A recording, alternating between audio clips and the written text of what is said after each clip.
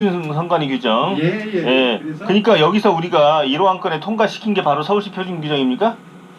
아니, 그건 자체 규정입니다. 안 됐습니다. 그 자체 규정이고 편집만 가능하게 됐어요.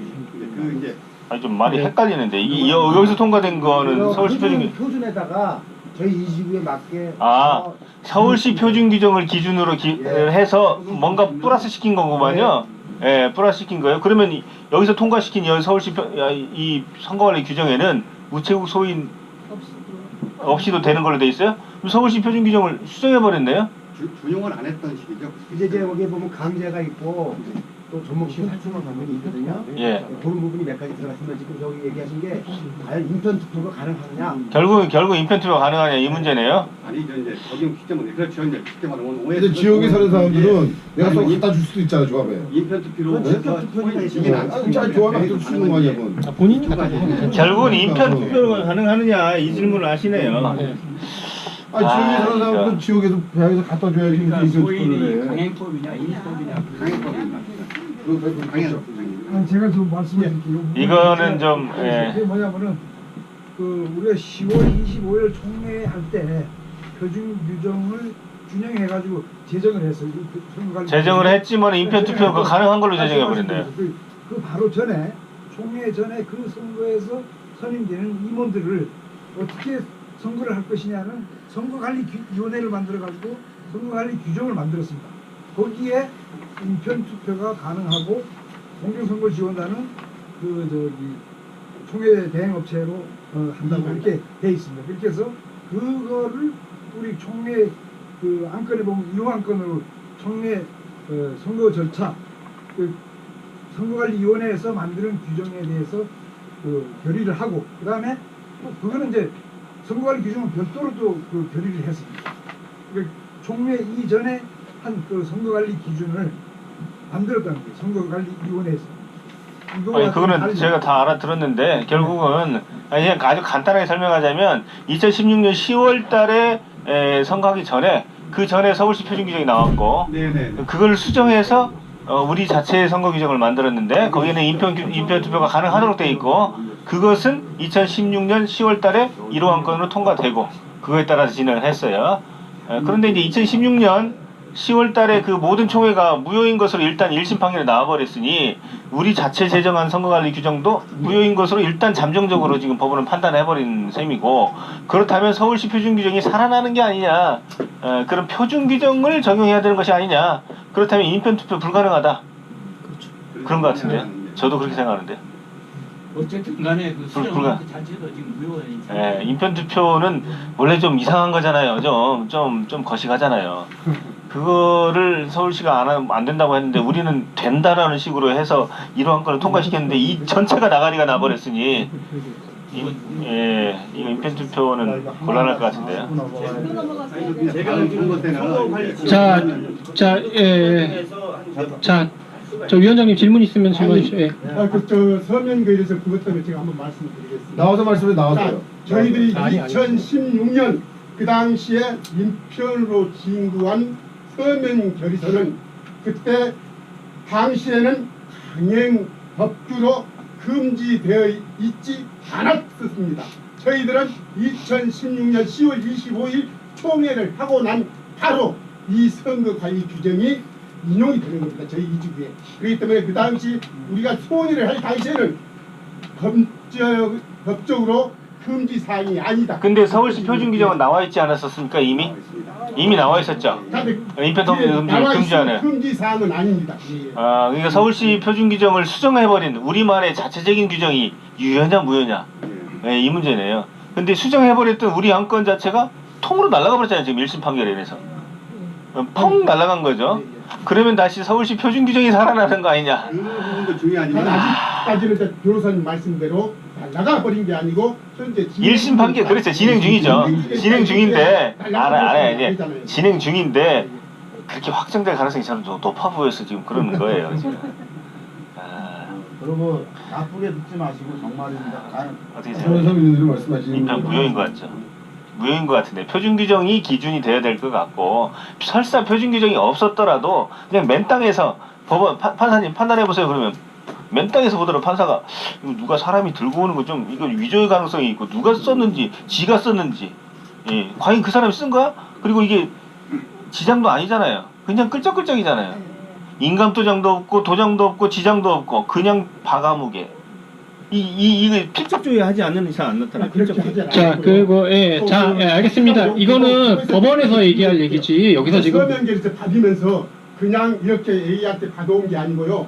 받는 그 서면의 그 홍보 요원은 이분한테 받았다고 접수증을 다 확인을 해서 받아갖고 싹 다 가지고 왔어요. 예. 자, 이거는요 법원에서 다툴 쟁점인 내용이지 여기서 다툴 내용이 아니잖아요. 예. 자, 그리고 여기 이재동 씨 질문 받겠습니다. 아 여기가 이재동님이세요?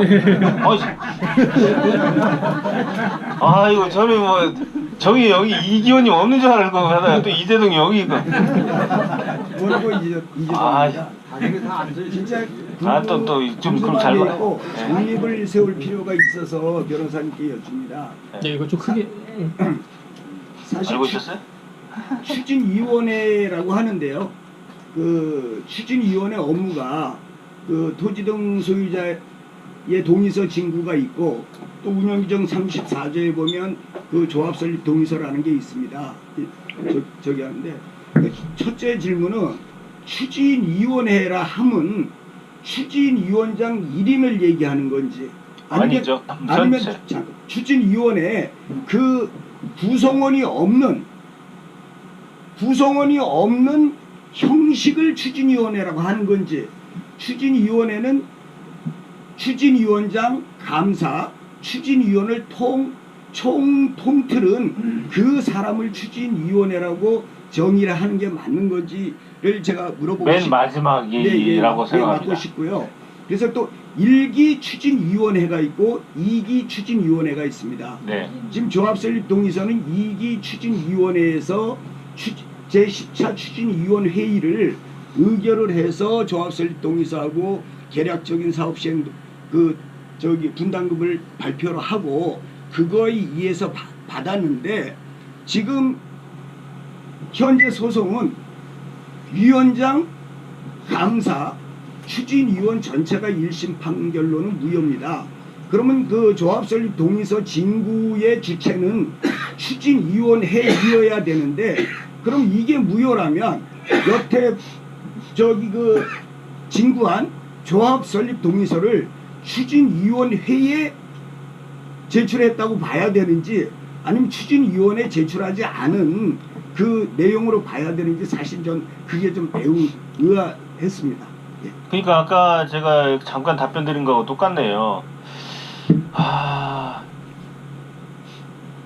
옛날에 박근혜 정부가 했던 것들을 지금 다 무효냐? 우리는 대한민국에 대해서 뭔가 행위를 한 것이지 박근혜 개인한테 뭔가 한 건 아니거든요. 그런 것처럼 이기원 개인한테 동의서를 준 것이 아니고 그냥 우리 성수 이지구를 위해서 준 건데 그냥 우연히 그 대표자가 이기원이었을 뿐이다. 나는 꼭 이기원이 아니었더라도 줬을 것이다 라는 거죠. 그래서 약간 다르다고 봅니다. 그동안 이기원 집행부가 했던 것이 만약에 판결이 확정이 돼버린다면 다 물거품으로 날아가는데 조합설립 동의서 제출 행위만은 저는 그것만은 유효로 봐야 되지 않는가. 그게 왜 그러냐면은 조합설립 동의서는 또 철회가 가능하거든요. 철회 가능 시점도 있긴 있지만 철회가 이 경우에는 이제 이기원 집행부가 무효로 된다면은 그 시점 이후부터는 또 철회가 가능하기 때문에 철회 가능하다는 안내서를 충분히 한 이상 처리하지 않는 사람들의 것은 유효로 봐야 될 것 같아요. 좀 성향이 다르다고 봅니다. 그냥 미래를 위한 단체 설립 목적이지 여기 이기원 집행부 특정한 집행부를 위해서 제출한 것은 아니라고 저는 봅니다. 말씀에 동감합니다. 왜냐면 저희가 조합 설립을 동의서 내면 낼 때 거기 더 있습니까? 예. 사람들 낼 데 없지 않습니까? 예. 이거는 그 법률적인 문제는 그 1심 판결에 있지만 우리가 동의서 내는 것은 그걸 낼 수밖에 없는 예. 거예요. 추진위원회 개념 정의는 추진위원장, 감사, 위원 전체 여기 뭐 몇 명 있는지 모르겠지만 100명이 있다고 치면 그 100명의 덩어리 전체예요. 국회하면 국회의원 297명? 그 전체의 덩어리이지 국회의장이 아니에요. 그냥. 그래서 지금 이재동 씨가 제기하는 것이 상당히 일리가 있다고 보는데요. 위원장, 감사, 위원 120명이 모두 선임에 대해서 무효 판결을 받은 상태에서 위원까지도 무효받았습니까? 위원 전부 다. 그런 논리가 되죠. 그래서 그래서 아까 제가 말씀드린 위원이라면은 그런데 다름이 있으니까. 근데 추진위원회란 또 단체는 또 1기부터 1기 이게 갈렸잖아요. 바뀌었잖아요. 사람이 바뀌었죠. 사람만 바뀌었을 뿐이지. 이게 예를 들어서 대한민국이라는 이게 단체가 가다가 중간에 정권이 왕창 바뀌어버렸어. 예. 그래도 대한민국은 계속 가잖아요. 예, 추진위원회가 이제 두 가지 의미가 있네요. 그 당시에 현재의 집행부를 이루고 있는 제15대 국회, 뭐 15대 국회, 근데 국회라는 것은 15대 국회뿐만 아니라 13대, 14대 계속 가는 거예요. 15대 국회에 낸 게 아니에요. 우리는 국회라는 단체에 낸 거지. 추진위원회라는 그런 조합 설립을 향해 달려가는 일련의 단체에 대해서 낸 것이 제2기 집행부에 낸 게 아니라는 거죠. 부청 승인은 이미 난. 예, 부청 승인은 났어요. 부청 승인은 나서 계속 달려가는 게 2기 집행부에 낸 게 아니라 그냥 1기든 2기든 3기든 아무튼 그 추진위원회에 낸 거죠. 자, 제 생각에 다른 변호사는 예. 어떨지 모르겠습니다. 자, 그 부분에 대해서 그 법무법인 센트로의 답변도 지금 취지는 다 들으셨고, 그 다음에 그 산하의 답변도 보셨죠. 그러니까 두 군데 법무법인의 의견이 동일하고요. 이 내용을 취합해서 다시 구청에다가 또 민원을 제기해서 질의를 할 예정입니다. 구청에서도 잠시만요, 제 말 끝나고요. 구청에서 질의를 해서 구청에서 그 민원에 대한 그 법무법인의 의견이 맞다고 본다라는 답변이 온다면 저희는 세 가지 답변서를 받게 되는 것이죠.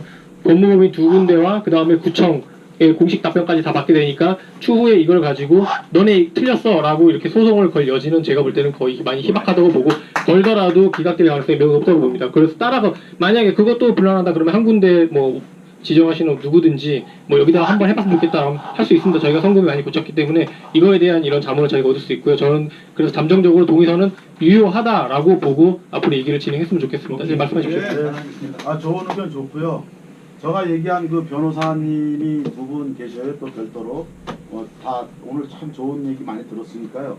또 사람이 의가심이 있지 않습니까? 어떤 우리나라로 말하면 비싼 변호사님하고 뭐 낮은 변호사 있다, 난 그렇게 생각 안 하고요. 어쨌든 또 좋은 변호사님들 있으시면 여러분들 추천해 주셔서 이번엔만큼은 반드시 좀 소송 좀 못하게 좀 서로. 자, 그래서 자, 이제 오늘 그 변호사님과 그 법률 자문의 시간은 여기까지로 하고요. 자, 대부분 다 궁금증은 풀리셨을 거라고 생각하고, 만약에 지금 남은 질문이 있다면 한 가지 정도만 더 받겠습니다. 혹시? 오케이. 자, 그러면은 저희 궁금증은 다 모두 해결됐다고 이제 보고요. 나머지 얘기들은 식후에 저희 식사들을 하시고, 그 다음에 발언을 하실 건가요? 질문을 하실 건가요? 발언은 이따가 2시 저 식사 이후에 하겠습니다. 자, 지금 더 이상 질의할 게 없으시면 저희 식사 시간 가지고 이따가 저희 시간 되면은 위원장님께 첫 번째 발언 기회 드리겠습니다. 첫 번째 발언 기회 드릴 테니까 그때 말씀해 주시죠. 정리해서. 감사합니다.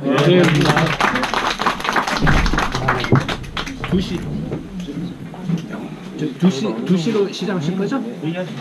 자, 식사들 하시고요. 이따가 2시부터 다시 회의 시작하도록 하겠습니다.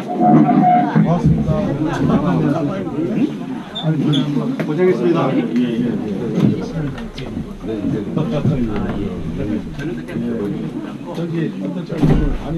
같이 오시면 수고하셨습니다. 화이트보드 지원하신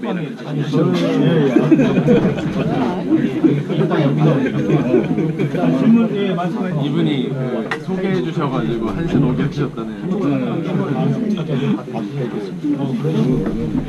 그냥 일반인의 상태에서 정식으로 하고.